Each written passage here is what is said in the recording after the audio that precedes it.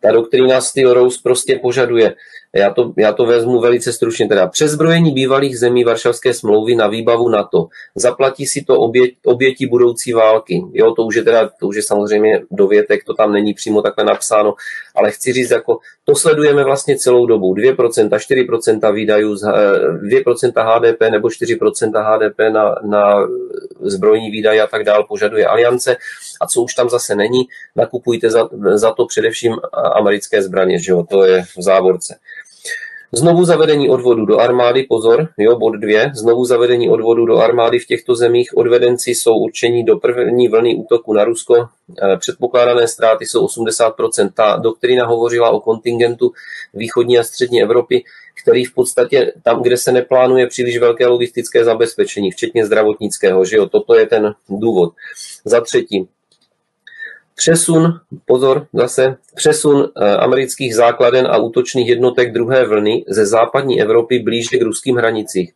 Máte tady odpověď na otázku, o čem jsou nově vznikající základny v zemích, jako je Slovensko a Česko. Že?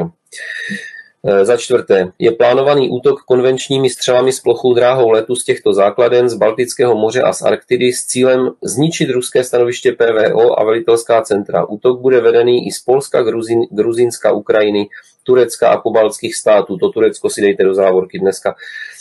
Počítá se s totálním zničením těchto států a celé východní Evropy ruským protiútokem. Tak, to je odpověď tomu tazateli, kdy by mohlo dojít na ruský protiútok v podstatě do zemí, jako jsme my a tak dále. O tom jsem tady dlouze mluvil. Takže to je bod 4.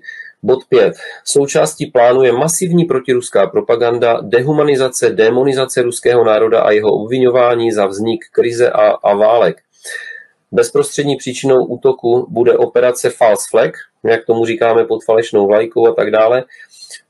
Údajně třeba to už jsou výplody, tady údajně Rusy sestřelené letadlo, potopení lodě, může to být třeba zásah skladu umělých hnojiv, jako jsme tady měli 15. listopadu minulého roku a tak dále, málem tedy. Jo, cokoliv, prostě operace pod falešnou vlajkou, známe to ze Syrie, známe to z Iráku, známe to nakonec i z toho Balkánu. Nic nového. Za 6. Ekonomické oslabení EU a pokles eura a masová řízená imigrace z Afriky. Obyvatelstvu se propagandou podsune i příčina a cíl nenávisti Rusko a Čína. Takže v 6 bodech stručných doktrína Steel Rose.